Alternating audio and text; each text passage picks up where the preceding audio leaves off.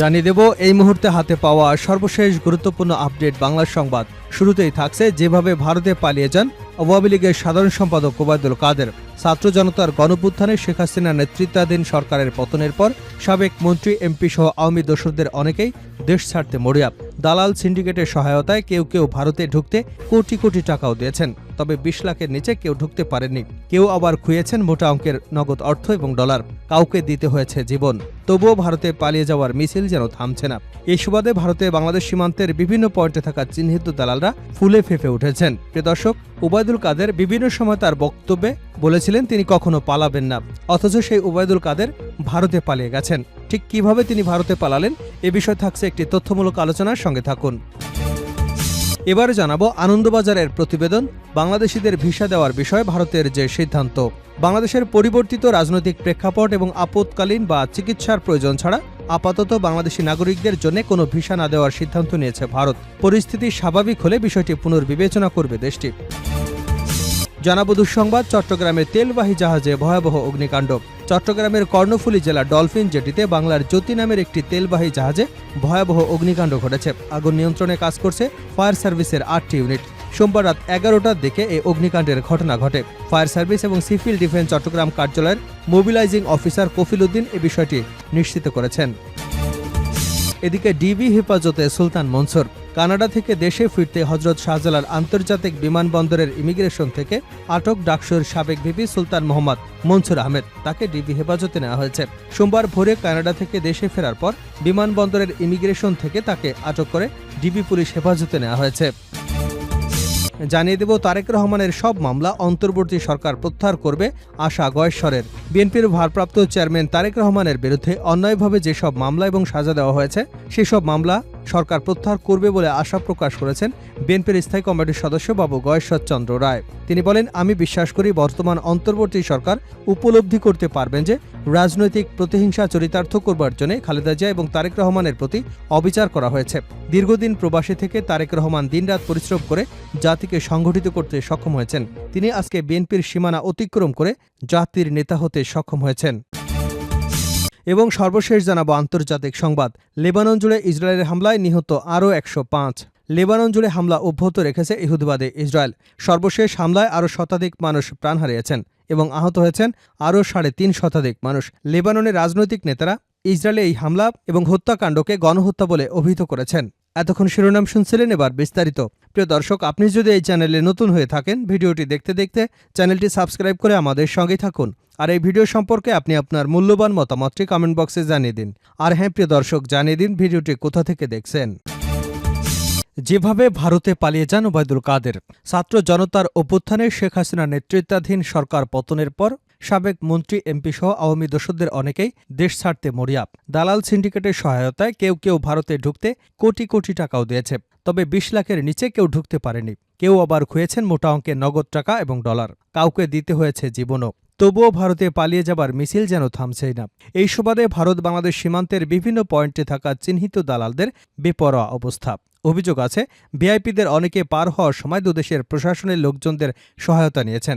যদিও এ বিষয়ে কেউ মুখ খুলতে নারাজ।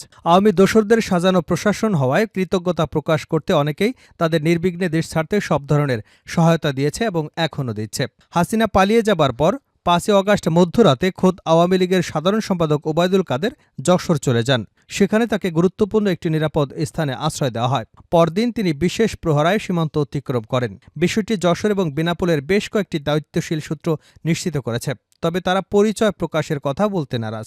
এছাড়া ৭ই অগাস্ট রাজশাহী সিটি কর্পোরেশনের সাবেক মেয়র খায়রুজ্জামান লিটন ও বিতর্কিত পুলিশ কর্মকর্তা বিপ্লব কুমার সরকার সহ আরও বেশ কয়েকজন বেনাপোল সীমান্ত দিয়ে ভারতে ঢুকেছে। এমন খবর নিশ্চিত হবার পর স্থানীয় বিক্ষুব্ধ লোকজন বিক্ষোভ করেন। সংশ্লিষ্টরা বলছেন, ছাত্র আন্দোলন শুরু হলে নিজস্ব অস্ত্রধারী বাহিনী দিয়ে মাঠে নামেন যশোর ১ আসনের সাবেক এমপি শেখ আফিল উদ্দিন। পরে তার বিরুদ্ধে একাধিক হত্যা মামলা হয়। নির্বাচনে তিনি অজ্ঞাত স্থানে রয়েছেন। এছাড়া আত্মগোপনে রয়েছেন সাবেক উপজেলা চেয়ারম্যান সোহরাব হোসেন। পৌর মেয়র নাসির উদ্দিনের সাবেক মেয়র আশরাফ আলম ওরফে লিটন, যশোর জেলা আওয়ামী লীগের সভাপতি শহীদুল ইসলাম, সাধারণ সম্পাদক শাহিন চাকলাদার সহ স্থানীয় নেতাদের অনেকে।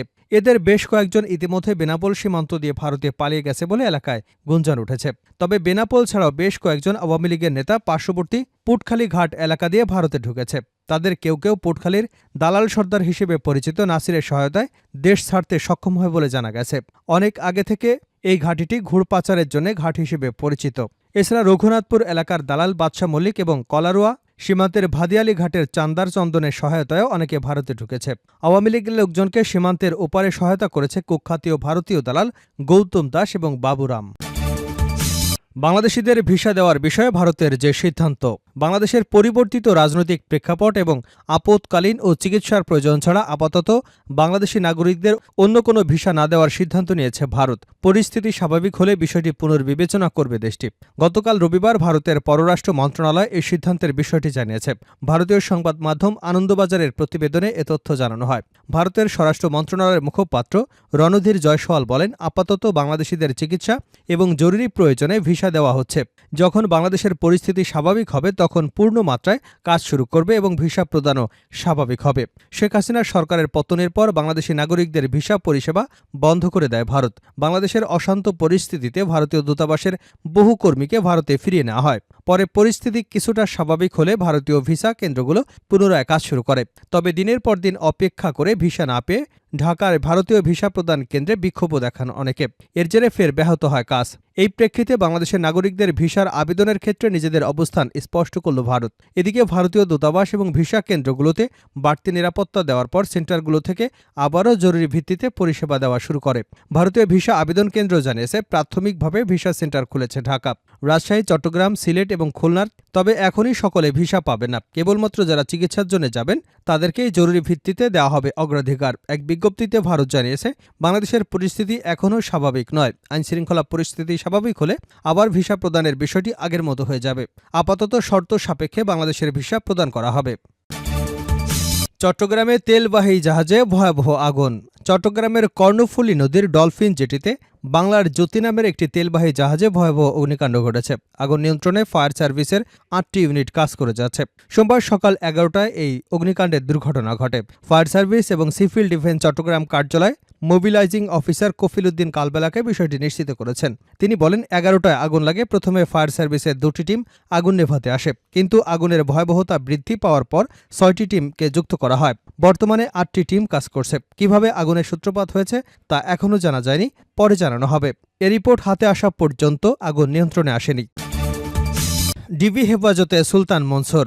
কানাডা থেকে দেশে ফিরে হজরত শাহজালাল আন্তর্জাতিক বিমানবন্দরের ইমিগ্রেশন থেকে আটক ডাকসুর সাবেক ভিপি সুলতান মনসুর আহমেদ ডিবি হেফাজতে রয়েছেন।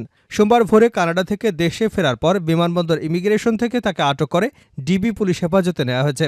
বিষয়টি নিশ্চিত করে ঢাকা মহানগর গোয়েন্দা পুলিশের অতিরিক্ত কমিশনার রেজাউল করিম মল্লিক বলেন, কিছু অভিযোগের ভিত্তিতে জিজ্ঞাসাবাদের জন্য ইমিগ্রেশন থেকে সুলতান মোহাম্মদ মনসুর আহমেদকে ডিবির হেফাজতে নেওয়া হয়েছে।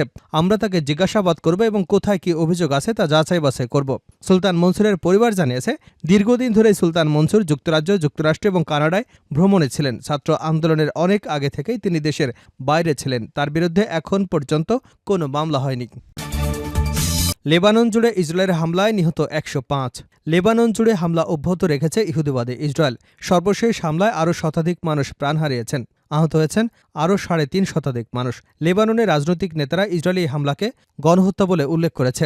সোমবার এক প্রতিবেদনে কাতার ভিত্তিক সংবাদ মাধ্যম আল জাজিরা জানায়, ইসরায়েলের অবিরাম হামলার কারণে আরও একটি রক্তাক্ত দিনের সাক্ষী হয়েছে লেবানন। দেশটির স্বাস্থ্য কর্মকর্তাদের মতে, নিরলস ইসরায়েলি বোমা বর্ষণে সারা দেশে কমপক্ষে ১০৫ জন নিহত এবং আরও ৩৫৯ জন আহত হয়েছে। লেবাননের স্বাস্থ্য মন্ত্রণালয় জানিয়েছে, দক্ষিণ সিডনের কাছে লাইন আল দেলবে একটি হামলায় ২টি আবাসিক ভবন পুরোপুরি ধ্বংস হয়ে গেছে এবং এতে আরও ৩২ জন নিহত হয়েছে। নিহতদের মধ্যে ঘটনাস্থলে আশ্রয় নেওয়া অনেক বাস্তুচ্যুত পরিবারের সদস্যরাও রয়েছে।